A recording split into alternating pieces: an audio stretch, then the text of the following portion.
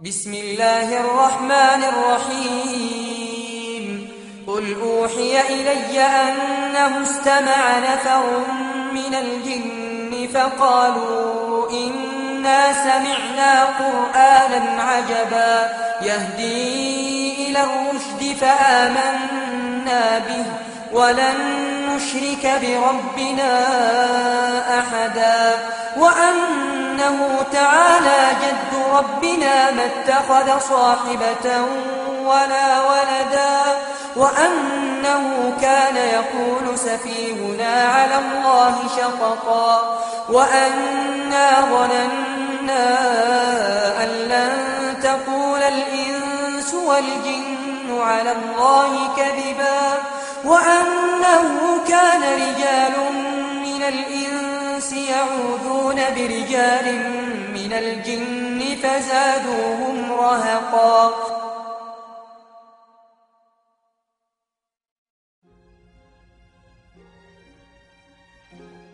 And of course, many of the people who are into the New Age are into astral projection and in contact with these spirit beings. And there really are spirit beings out there. They refer to them as the Masters of Wisdom, or the Great White Brotherhood, or the Enlightened Ones. And they believe that they are guiding society. These are actually demonic forces and demonic beings. And of course, they can materialize and disappear. The average individual says, oh, that can't be true. And yet it is true. And when you talk to the people who are dealing with this, they come in contact with us many times. They have accessed this other dimension, which is truly a demonic dimension. And of course, tragically, it's becoming increasingly apparent here in America as we turn our back on God, and we're not really a secular society. We've gone from being a Christian society to a secular society, and now a society dominated by the occult forces, of which are intent upon ruling the world. If it's true that the Roriks were in contact with the spirit realm, is it then possible that these same powers could have somehow influenced the design of the dollar bill? And I know some of this is review for people that have gone through this, but I still think for people that don't know, this is important to understand these things. This is a dollar bill, which is the now devalued dollar bill. And on the back of the dollar bill, there's a seal on this side. It's called the Great Seal of the United States. That's what it's called. It's their seal. Now behind the seal, this is actually what is behind the Great Seal of the United States, is a pyramid with one eye. Now the one eye is the sun god Re, which is where we get the word ray, sun rays. It is the sun god, same Mithraic character. And he shows up again and again. This is the Masonic god of the ray. If you look, you'll see the pyramid is built except for the top. It's built except for the top. The eye is suspended above the top. It hasn't come down yet. Because they believe until they've finished the Masonic project, which is the what they say on the bottom, Novus Ordo Seclorum, and then Annuetta Cheptis, he is pleased with our project. In other words, the God they believe in is pleased with our project. What is the project? This is the question. What is the project that this God is pleased with? The project is literally the secularization of the world.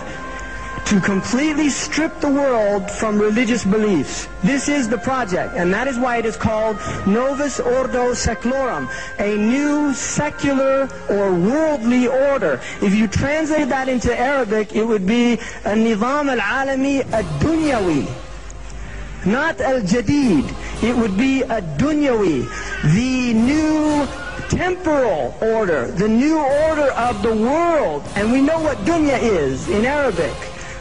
Dunya has a negative connotation in Islam, unlike alam, which does not have a negative connotation. If you read the Quran, alam is not a negative connotation. Rabb al-Alameen, Allah is Lord of the Alameen. We are part of the alam. The alam is the passive form of alim. It's what is known. It is how we know al-alim. The world is how we know Allah. We don't know Allah through dunya. Dunya is the the illusory nature of the world. It's the gharura, it's the aspect of the world that deludes you, thinking that you're permanent, thinking that you can transgress, thinking that you're independent from Allah. This is the dunya. Zionists do not, as they claim, represent the Jewish people. They like to claim they represent the Jewish people, but they most certainly do not. Anti-Zionism is not anti-Semitism. Authentic Orthodox Jews totally oppose Zionism. They sympathize entirely with the Palestinian cause, and they protest the wrongs that are done to them. We want to say that whatever happens, if the Arabs will recognize the state of Israel, we as a Jewish people are forbidden to recognize even 1 inch of Jewish sovereignty. We are commanded in exile by God. We're not a nationalism. We are commanded by God that we're forbidden in exile to have even 1 inch of sovereignty, even if it would be handed to us.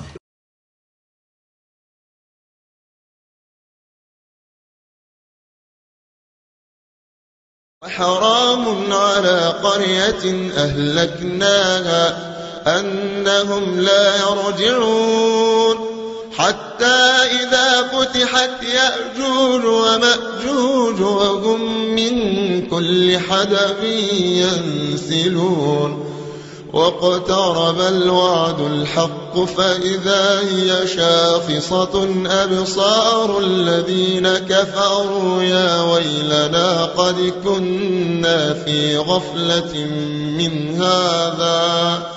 من هذا بل كنا ظالمين. The Saudi army of Abdulaziz ibn Saud conquered Mecca. And Abdulaziz and Sharif Hussein packed his suitcase and off he went. British took him away.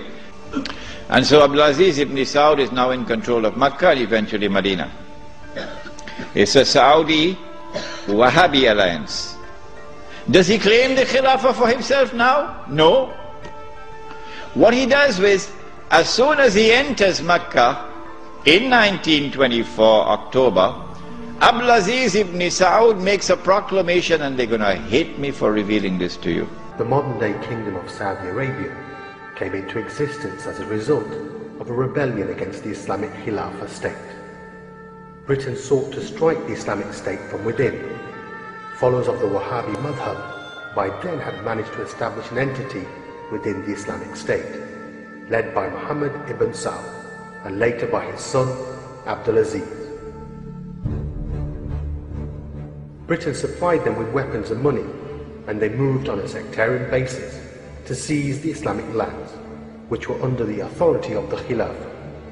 They took up arms against the Khalifa and fought the Islamic armed forces, all the time goaded by the British.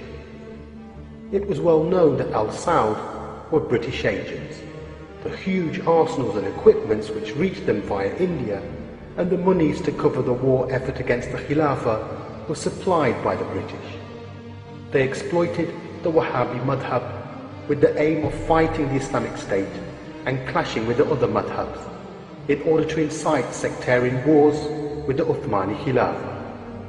The followers of this madhab were unaware of this, but the Saudi Emir was fully aware. This is because the relationship was not between the British and Muhammad ibn Abdul Wahhab, but between the British and Al Saud. Al Saud's family reward for playing the most important role in this rebellion was to be granted by the British the position of future rulers of Hijaz. They had so much trust and confidence in their British masters and were so arrogant of their possession that they called it Saudi on September the 23rd, 1933, the only state in the world to be named after a family.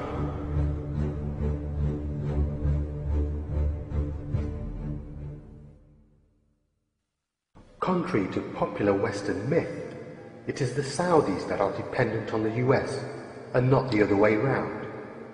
The relationship is one in which the Saudi regime has no leverage over the US, while the US exerts almost total control over the regime with the power to remove the regime overtly or covertly.